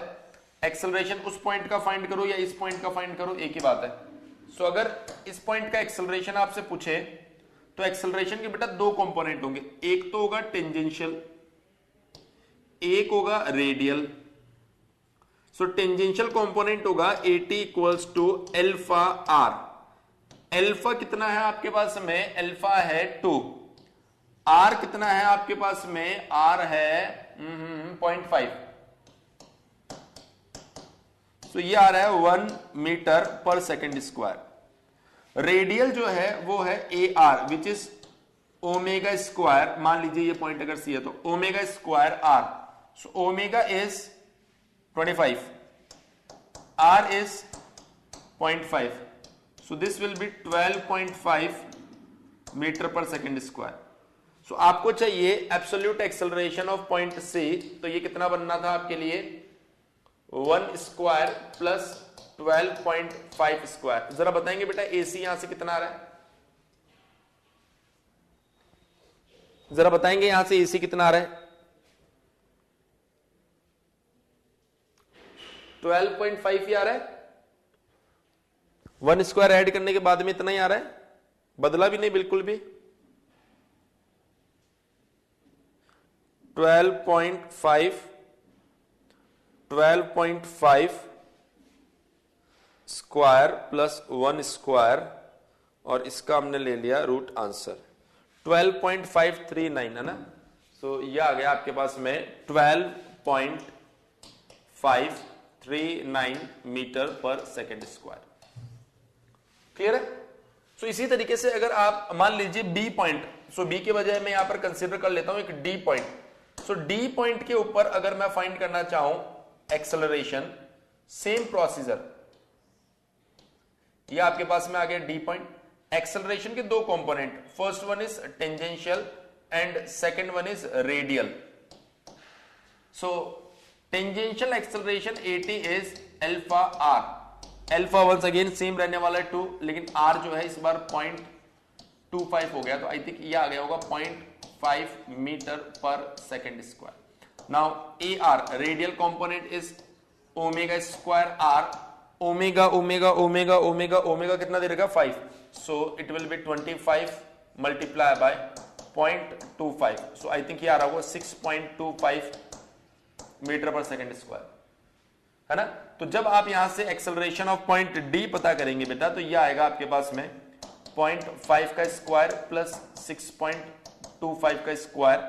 सो जो AD आ रहा है जरा बताएंगे कितना आ रहा है, AD जो आ रहा है जरा बताएंगे बेटा कितना आ रहा है 6.269 मीटर पर सेकेंड स्क्वायर। अब आप में से कोई ऐसा स्टूडेंट है जिसने चारों आंसर बिल्कुल सही दिए थे?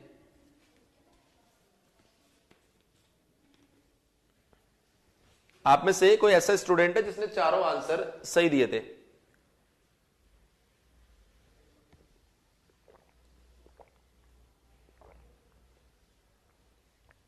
सिराजुद्दीन, मधु कुमारी और बस 2 स्टूडेंट। सो क्वेश्चन ऐसा था जिसको आप बड़ी आसानी से सॉल्व कर सकते थे। मैंने वो 4 पॉइंट आपको यहां पर बता दिए हैं जो हमसे पूछे जा सकते थे। अब इनमें से कोई भी एक पॉइंट आपसे पूछा जा सकता है। अब मैं यहां पर एक और नया टर्म इंट्रोड्यूस करवा रहा हूं, एक्सेलरेशन का वो तीसरा कंपोनेंट जिसके पूछे जाने के चांसेस भी एग्जाम के अंदर होता है, उसको बोला जाता है Coriolis acceleration. Coriolis acceleration,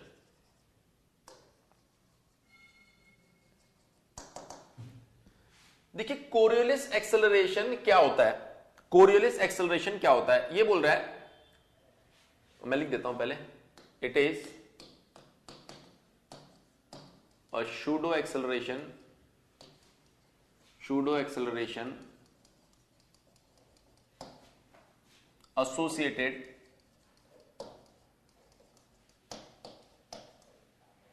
associated with a sliding over a rotating link। Sliding over a rotating link, मतलब अगर आपके पास में एक लिंक है जो कि रोटेट कर रहा है और इसके ऊपर एक स्लाइडर जो है जो कि स्लाइड कर रहा है, तो ऐसे में ये स्लाइडर जो होगा ये एक एक्सेलरेशन फील करेगा and that acceleration is actually known as Coriolis acceleration. देखो दूसरे तरीके से समझाते हैं, जब ये रोटेट करेगा तो अगर आप नॉर्मल किसी लिंक की बात करेंगे तो इसके ऊपर एक पॉइंट है, जब लिंक रोटेट करेगा तो ये ऐसे जाएगा। जब आप बात करेंगे किसी स्लाइडिंग की तो स्लाइडिंग मोशन ऐसे होगा, लेकिन जब आप रोटेटिंग लिंक के ऊपर स्लाइडिंग करवाएंगे ना तो ये पॉइंट देखिए जिसको ऐसे जाना चाहिए था वो एक्चुअल में जाता है ऐसे। तो ये जो नया इफेक्ट डेवलप हो रहा है ये क्यों हो रहा है, क्योंकि ये जो पॉइंट है, ये जो स्लाइडर है, ये एक नया एक्सेलरेशन फील करता है। बेसिकली उसी को हम लोग क्या बोलते हैं यहां पर, कोरियोलिस एक्सेलरेशन। देखिए यहां पर 2 पॉइंट होते हैं जिनके ऊपर हमें चर्चा करनी होती है। पहली चीज, इसका मैग्नीट्यूड कितना होता है। इसका मैग्नीट्यूड होता है बेटा 2 multiply by velocity of slider multiply by rotational speed of rotating link. जैसे मान लीजिए AC equals to velocity v है और ओमेगा रोटेशनल कुछ इस तरीके से, तो ये आपके लिए फॉर्मूला बन गया। जैसे मान लो बेटा अगर आपके पास में ये ओमेगा अवेलेबल है और ये स्लाइडर ऐसे स्लाइड कर रहा है, तो ये ओमेगा, इसको मैंने ओमेगा से रिप्रेजेंट किया और इसकी जो स्लाइडिंग वेलोसिटी इसको मैंने v से रिप्रेजेंट किया। दूसरा जो इंपॉर्टेंट पॉइंट आता है वो आता है सर इसकी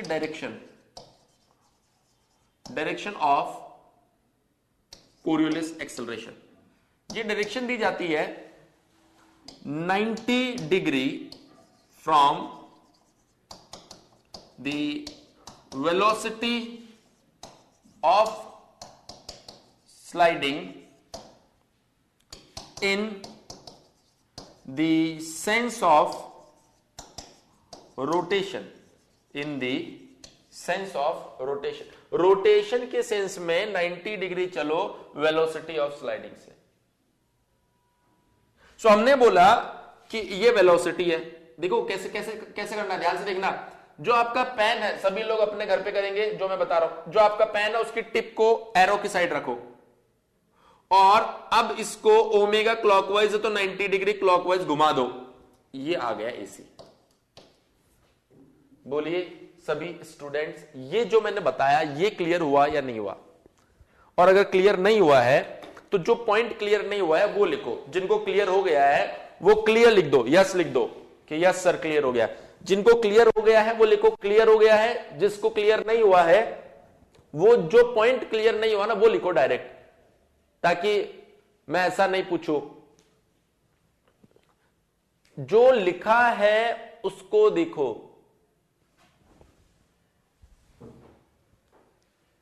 क्लॉकवाइज अगर मैंने बताया है तो काउंटर क्लॉकवाइज भी मैं ही बताऊंगा। जो बताया है उस पर फोकस करो, ये समझ आया कि नहीं आया, आगे मत जाओ। जब कोरियोलिस सर ने बताया है, क्लॉकवाइज सर ने बताया है, तो काउंटर क्लॉकवाइज भी तो सर ही बताएंगे।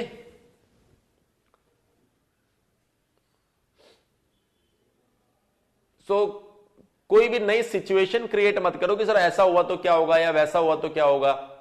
मैं सिर्फ इतना पूछ रहा हूं जो बोर्ड पर है वो समझ आया कि नहीं आया।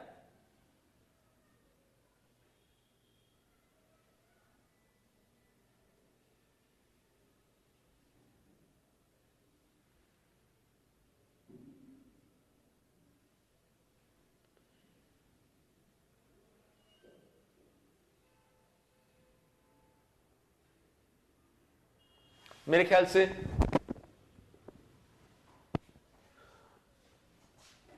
ठीक है। डायरेक्शन ना, देखो अभी ऐसा डायरेक्शन समझाएंगे तुमको कि कोई नींद में पूछेगा ना तब भी तुम बता दोगे एग्जाम में। अरे ये सीधी लाइन क्यों नहीं बन रही है?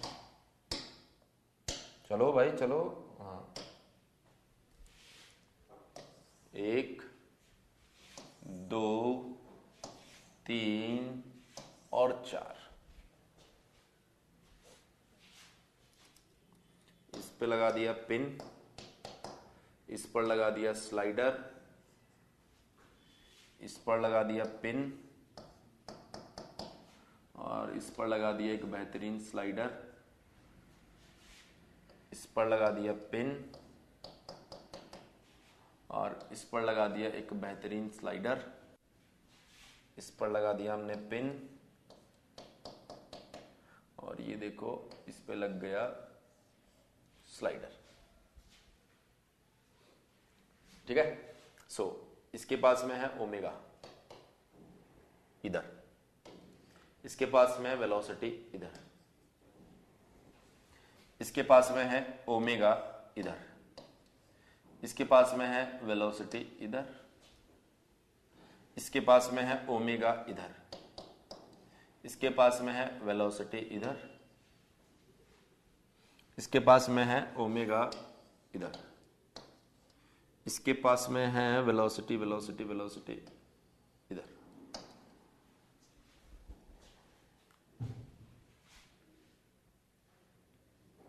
ओके, सो अगर मैं बात करूं बेटा यहां पर सबसे पहले केस नंबर 1 की, ये 1 नंबर है, ये 2 नंबर है, ये 3 नंबर है और ये 4 नंबर है। सो सभी स्टूडेंट देखना, मैंने आपको बोला है कि जो पेन आपके पास में उसके टिप को एरो की साइड रखो और जो आखिरी पॉइंट है उसको सेंटर पे ले आओ, ऐसे क्लॉकवाइज। तो इसको 90 डिग्री क्लॉकवाइज घुमा दो, ये आ गया, ये है एसी की डायरेक्शन। बोलो समझ में आया कि नहीं आया? एसी की डायरेक्शन समझ में आई कि नहीं आई? बोलो यार, सुनो जल्दी बोलो, जल्दी जल्दी जल्दी जल्दी जल्दी से बोल दो एक बार, जल्दी से सभी स्टूडेंट बता दो। अब मुझे बताओ, अब मुझे बताओ 2 नंबर में डायरेक्शन किधर होगी, लेफ्ट या राइट? 2 नंबर में डायरेक्शन किधर होगी?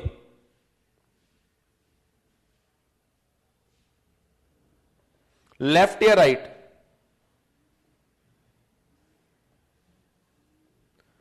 दो नंबर में जो डायरेक्शन है वो किधर होगी, लेफ्ट या राइट?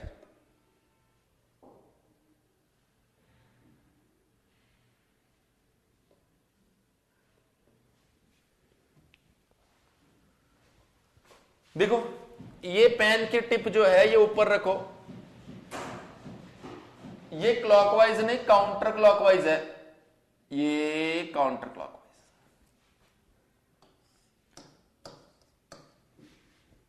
बिल्कुल सही। 3 नंबर में डायरेक्शन किधर होगी, लेफ्ट या राइट? 3 नंबर में बेटा डायरेक्शन किधर होगी, लेफ्ट या राइट?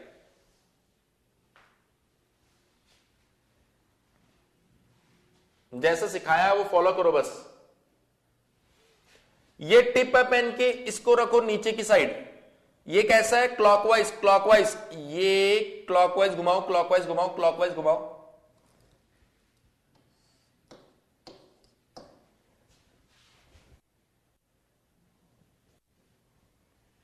बोले ये सुनो,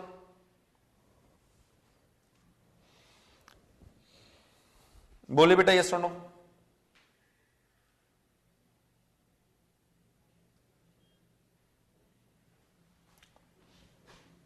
टिप को नीचे रखो, रोटेशन कैसा, काउंटर, इसको काउंटर घुमा दो।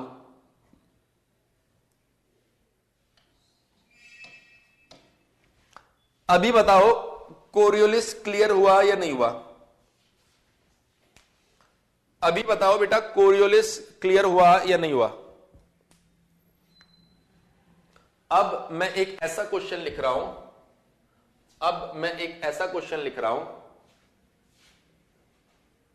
जिसको आप लोग बहुत ध्यान से पढ़ेंगे। देखिए, Coriolis acceleration exist in A option,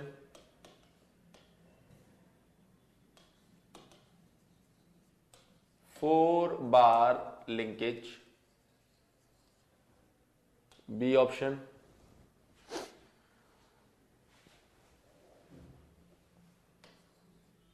crank and slotted lever quick return mechanism, C option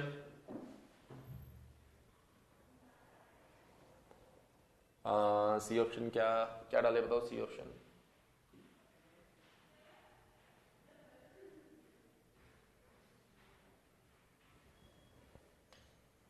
C option में एक और मैकेनिज्म जो आपको पढ़ाई है मैंने, कौन सी पढ़ाई है? एक और मैकेनिज्म, ऑसिलियर मैकेनिज्म बताइए। पेंटोग्राफ बता देते हैं, pantograph. D option none of these.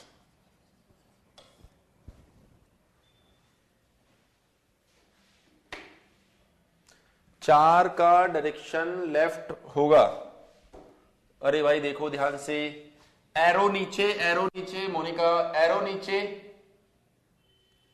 Sense counter counter, तो इसको काउंटर क्लॉकवाइज घुमाओ।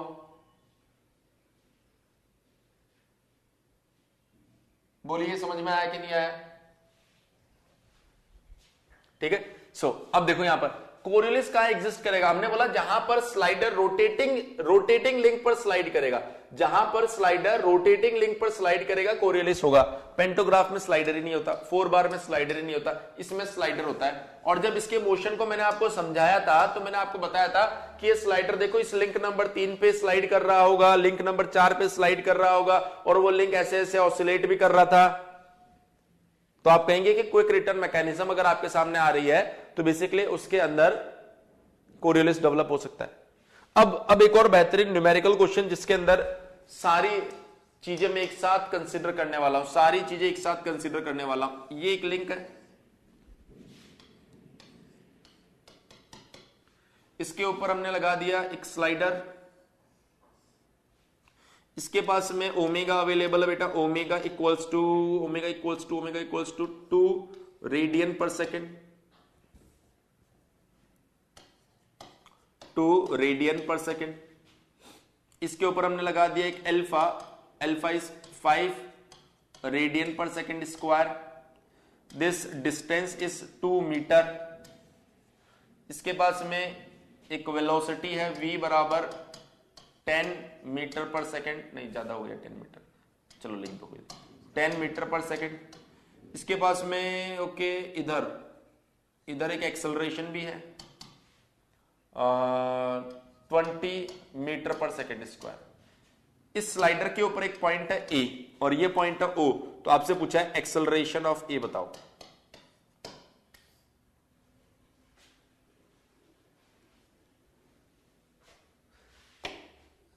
अरे भाई विथवर्थ जो है वो सिंगल स्लाइडर और विथवर्थ में क्या फर्क है सूरज? सिंगल स्लाइडर और विथवर्थ में क्या फर्क है?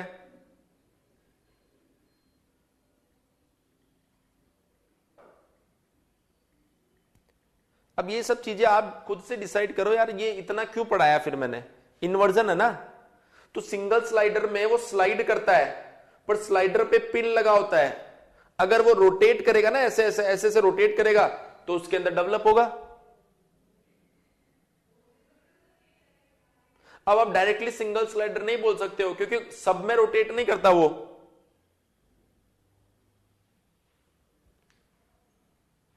जहां रोटेट करेगा वहां पर डेवलप होगा, जहां रोटेट नहीं करेगा स्लाइडिंग के साथ में वहां डेवलप नहीं होगा। अगर आप सिंगल स्लाइडर बोल देते हो इट मींस आप तो डायरेक्टली ये बोल रहे हो कि सबके अंदर ही डेवलप होता है। अब मान लो क्वेश्चन एग्जाम के अंदर ऐसा लिखा हुआ जाता, ये नाम ही नहीं होता, इसकी जगह सिंगल स्लाइडर होता और इसकी जगह कोई गलत ऑप्शन होता, तो फिर मजबूरी में सिंगल स्लाइडर मार्क करना पड़ता है, क्योंकि हम बोलते हैं कि भाई सिंगल स्लाइडर वैसे तो सही आंसर नहीं है, लेकिन इन 4 में से जो सबसे कम गलत है ना वो सिंगल स्लाइडर हो जाएगा, क्योंकि सिंगल स्लाइडर का ही एक इन्वर्जन जो है वो हमारे पास में क्विक रिटर्न मैकेनिज्म होता है।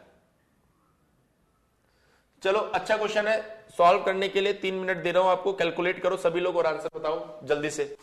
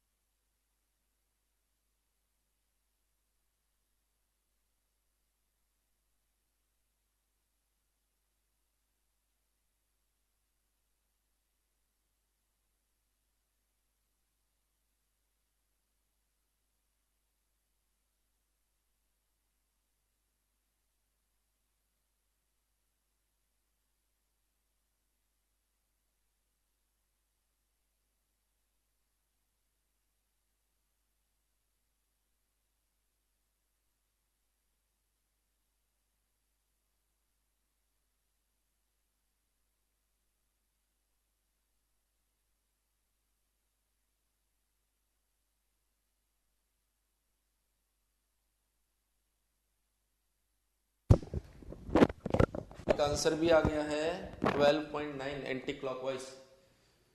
अरे मेरे दोस्त प्रिंस, ये लीनियर एक्सेलरेशन है, सो ये एंटी क्लॉकवाइज और क्लॉकवाइज नहीं होता। एंगुलर जो चीजें होती है ना, उनके लिए क्लॉकवाइज और एंटी क्लॉकवाइज यूज करते हो।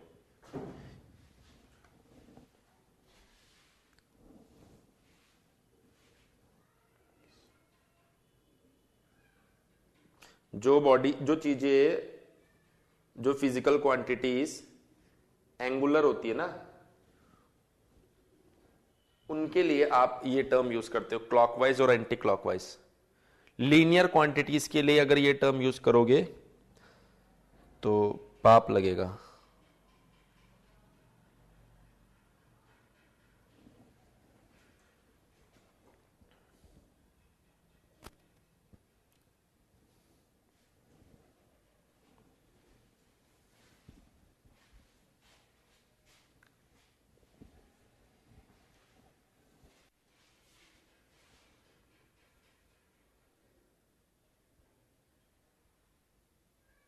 फिफ्टीन 15.62 15.62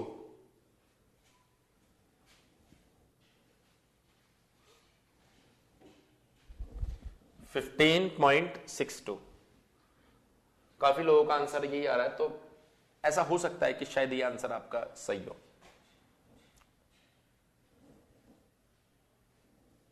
देखो जरा, देखो जरा ध्यान से, ये जो पॉइंट ए है, इसके ऊपर कौन कौन सा एक्सेलरेशन काम करेगा जरा पहचानते हैं। सर इसके ऊपर यहां लिख लेता हूं साइड में, इसके ऊपर एक एक्सेलरेशन हमें दिया गया है, वो इस डायरेक्शन में, a इक्वल्स टू 20 मीटर पर सेकेंड स्क्वायर। एक इसके ऊपर रेडियल एक्सेलरेशन जो अंदर की साइड लगेगा, वो क्या होने वाला है, A R equals to omega square R, omega square R. तो ओमेगा ये रहा, मैं यहां लिख देता हूं omega square R. So omega 2 square R 2, ये बन गया 8 मीटर पर सेकेंड स्क्वायर।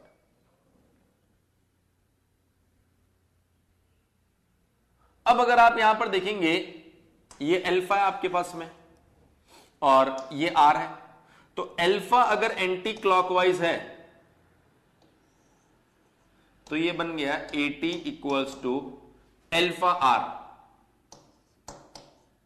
सो ये बन गया 5 multiply by 2 equals to 10 metre पर सेकेंड स्क्वायर, मीटर पर second square. So tangential, radial और जो गिवन एक्सेलरेशन है, ये तीन हो गए। क्या कोई एक्सेलरेशन का कंपोनेंट यहां पर मिस हो रहा है?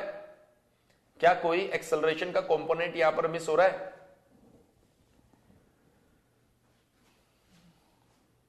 बताओ जरा।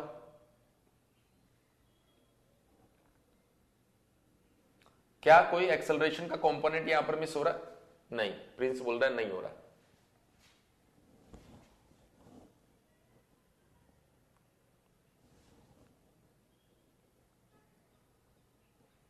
कोरियोलिस भाई, कोरियोलिस स्लाइडर स्लाइड कर रहा है, लिंक रोटेट कर रहा है कोरियोलिस, उसकी डायरेक्शन कैसे मिलेगी?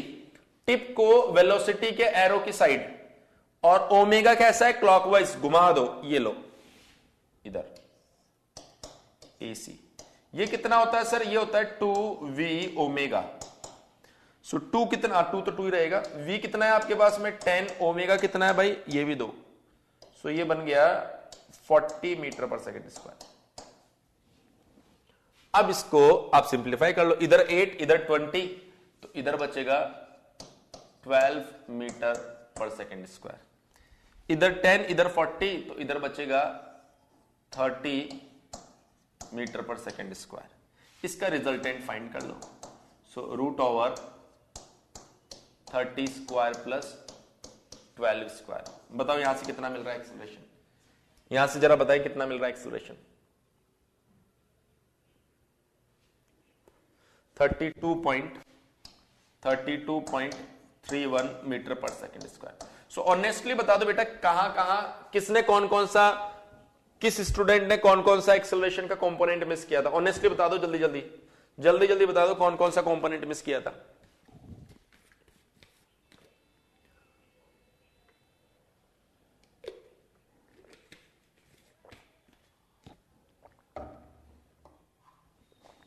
Very good. अगर एक आध कंपोनेंट मिस किया तो कोई बात नहीं, बाकी तो पूरा अच्छे से सॉल्व कर लिया ना। अभी समझ में आ गया ना? अभी तो समझ में आ गया ना? अभी तो समझ में आ गया ना? चलिए बहुत बढ़िया। अब देखो एग्जाम में सर इतना सब थोड़े आता है, सारी चीजें थोड़ी पूछेगा एग्जाम में। बिल्कुल सही बात है, सारी चीजें नहीं पूछेगा एग्जाम में। पूछेगा क्वेश्चन ऐसे, बस जो मैं पूछू ना उतना ही नाम देना। मान लो ओमेगा दे रखा है, अल्फा दे रखा है और इस पॉइंट ए का एक्सेलरेशन बोला है, तो बताओ कौन कौन सा कंपोनेंट आएगा, कौन कौन सा कंपोनेंट आएगा। अगर ये क्वेश्चन आता है तो कौन कौन सा कंपोनेंट फाइंड करोगे आप लोग, जल्दी जल्दी बताओ।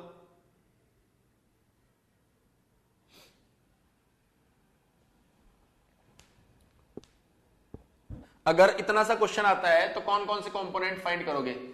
Eighty alpha R, A R omega square R, ये दो कंपोनेंट फाइंड करना है आपको।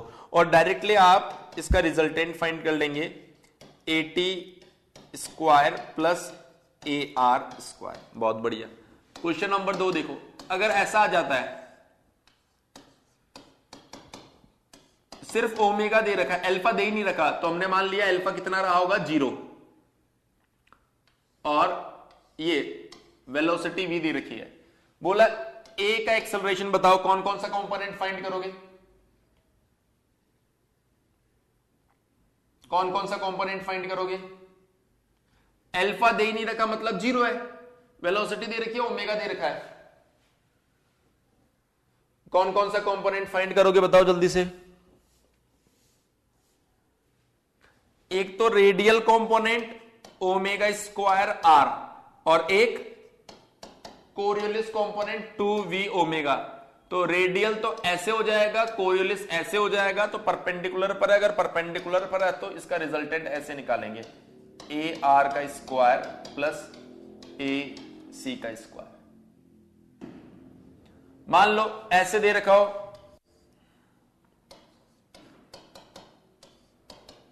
ओमेगा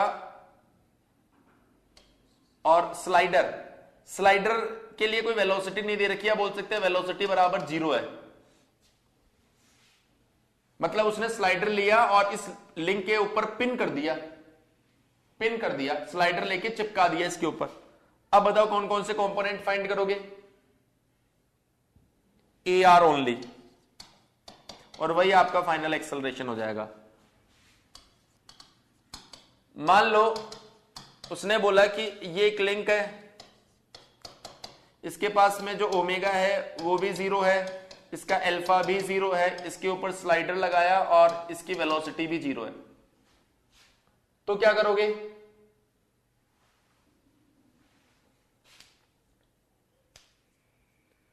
सब 0 हो गया ना, ओमेगा 0 मतलब घूम ही नहीं रहा, अल्फा भी 0 हो गया, बात ही खत्म हो गई, तो सब 0। तो ये 3 कंपोनेंट होते हैं जो हमसे ज्यादातर पूछे जाते हैं। कल हम लोग कुछ फॉर्मुलेशन के ऊपर भी चर्चा करेंगे कि कुछ फॉर्मूले भी आते हैं एक्सेलरेशन के, इनके अलावा उनके ऊपर भी चर्चा करेंगे। लेकिन पहले स्क्रीनशॉट ले लो एक बार जल्दी से। आज पता है ना शाम को मैथमेटिक्स की क्लास है,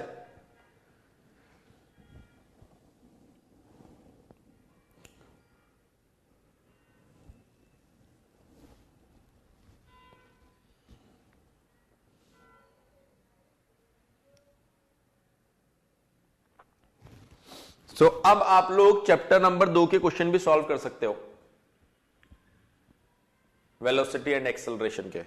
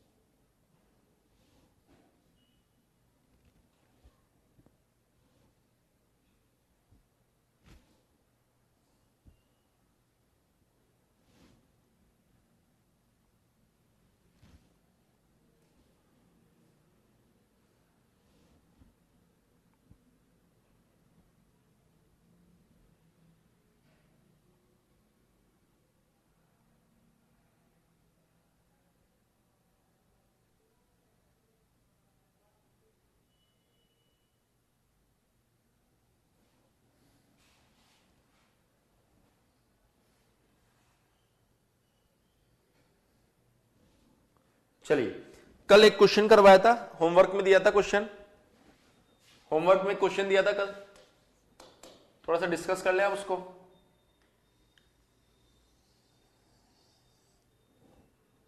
जरा बताना, ऐसा ही क्वेश्चन था ना?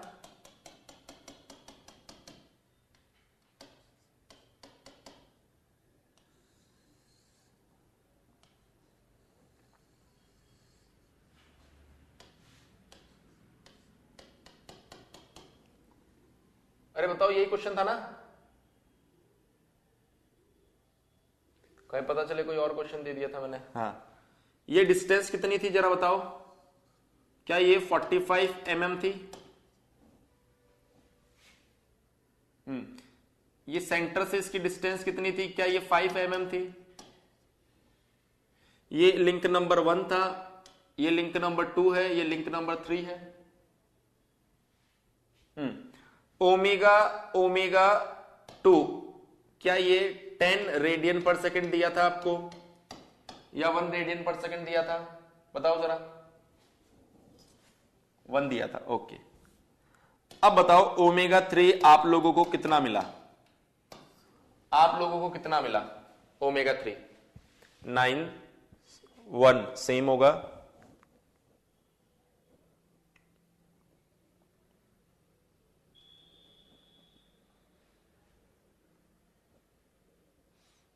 टेन होगा। कितने लोगों ने बताया? 3 लोगों ने बताया अभी तक सिर्फ, इसका मतलब 3 ही लोगों ने ट्राई किया था।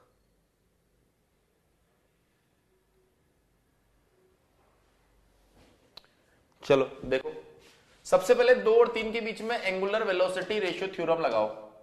ओमेगा 2, एक बार 2 को फिक्स के साथ, एक बार 2 को जिसके साथ रिलेशन फाइंड कर रहे हैं। ओमेगा 3 एक बार फिक्स के साथ, एक बार जिसके साथ रिलेशन फाइंड कर रहे हैं। सो ओमेगा 2 जो है वो हो गया 1, 1 2 से 2 3 की डिस्टेंस। सर 1 और 2 यहां पर पिन है तो ये होगा 1 2, 1 और 3 यहां पर पिन है तो ये होगा 1 3। 2 और 3 के बीच में कांटेक्ट है तो टेंजेंट टेंजेंट पर नॉर्मल।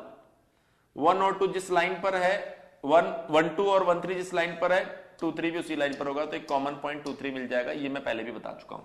सो 1 2 से 2 3 के बीच की डिस्टेंस, 1 2 से 2 3 के बीच की distance 45 plus 5 50 mm। Omega 3 find करना है, 1 3 से 2 3 के बीच की डिस्टेंस 5 mm, तो ये आ गया 10। So omega 3 equals to 10 radian पर second. Omega 3 equals to 10 radian पर सेकेंड। नहीं नहीं नहीं नहीं बेटा, 45 टोटल नहीं थी, 45 इतनी थी बस। अगर आपने 45 टोटल ले ली तो आपका आंसर 9 आ जाएगा।